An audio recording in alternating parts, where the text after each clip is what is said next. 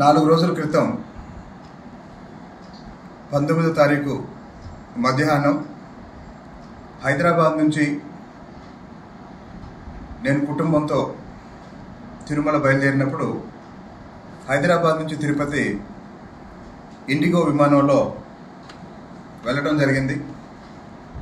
అదే విమానంలో హైదరాబాద్ నుంచి తిరుపతి వైఎస్ఆర్సీపీ సీనియర్ నాయకుడు మాజీ మంత్రి పెద్దిరెడ్డి రామచంద్రారెడ్డి గారు ఆయన భార్య కూడా ప్రయాణం చేయడం జరిగింది. విమానం దిగి బయటకు వస్తున్నప్పుడు పెద్దిరెడ్డి గారిని నేను నమస్కారం సార్ బాగున్నారా అని అనడం జరిగింది. ఆయన కూడా బాగున్నాను అని చెప్పి షేక్ హ్యాండ్ ఇచ్చి వెళ్ళటం జరిగింది. ఇదంతా ఒక 7-8 సెకండ్లో జరిగింది. అయితే దీనికి సంబంధించి నేను 19వ తేదీ హైదరాబాద్ నుంచి ఇండిగో విమానంలో కుటుంబంతో తిరుమల వెళ్ళాను. నేను తిరుమలలో ఉన్నప్పుడే ముఖ్యమంత్రి గారి కార్యాలయం నుంచి మరుసటి రోజు సీఎం గారిని కలవమని నాకు సమాచారం వచ్చింది. మరుసటి రోజు అంటే 20వ తేదీ మధ్యాహ్నం 3 గంటల నుంచి రాత్రి 11 గంటల వరకు నేను సీఎం గారి పేషీలోనే ఉన్నాను.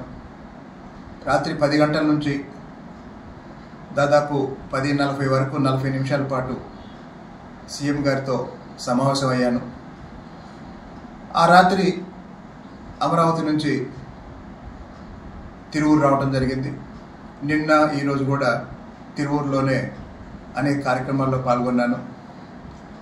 జరిగిన వాస్తవం ఇది. కానీ నేను పెద్దిరెడ్డి రామచంద్రారెడ్డిని పలకరించిన ఆ వీడియో పెట్టి అది రాజమండ్రిలో కలిసినట్టుగా కొంతమంది ప్రచారం చేస్తున్నారు. ఆ ప్రచారం చేస్తున్న వాళ్ళకి అదేదో భరత్ అనే నేను సినిమాలో చెప్పినట్టు ఒకరోజు బియ్యం వస్తాయేమో కానీ అంతకన్నా ఏమి రాదు. సంవత్సరం నుంచి అనేక సందర్భాల్లో అనేక రకాలుగా దుష్ప్రచారం చేసిన వాళ్ళు కూడా తిరువూరులో వాస్తవం ఏంటో అందరికీ తెలుసు, తిరువూరు ప్రజలకు తెలుసు.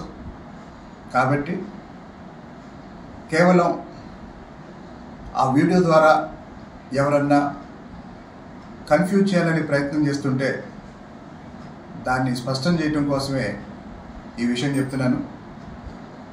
నేను హైదరాబాద్ నుంచి తిరుపతి వెళ్ళే విమానంలో నాతో పాటు నా కుటుంబంతో పాటు కలిసి ప్రయాణం చేసిన పెద్దిరెడ్డి రామచంద్రారెడ్డి గారిని పలకరించడం జరిగింది. అంతకు మించి ఏం లేదు. కానీ దుర్మార్గం ఏంటంటే 2 రోజుల క్రితం ఒక సమావేశంలో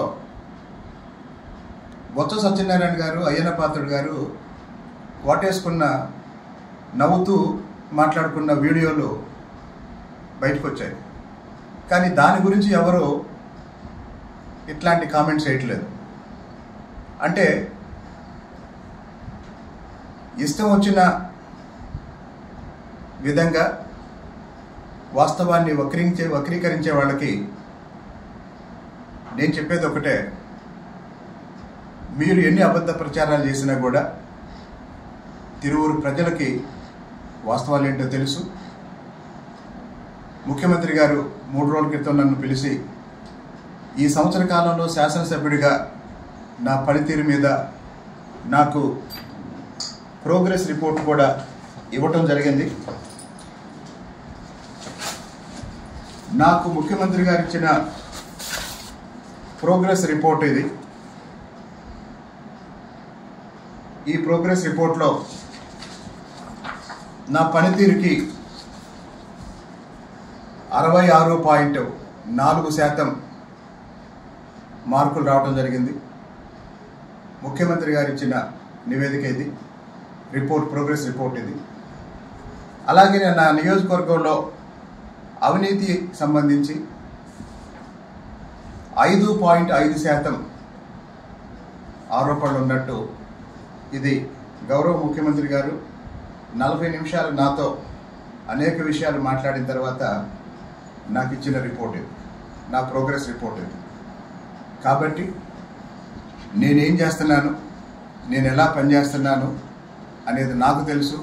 నా తిరువురు ప్రజలకు తెలుసు, వాస్తవాలేంటో గౌరవ ముఖ్యమంత్రి గారికి కూడా తెలుసు. కాబట్టి ఇలాంటి గాలి వార్తల్ని పట్టించుకోవద్దని అందరికీ తెలియజేస్తున్నాను. ధన్యవాదాలు.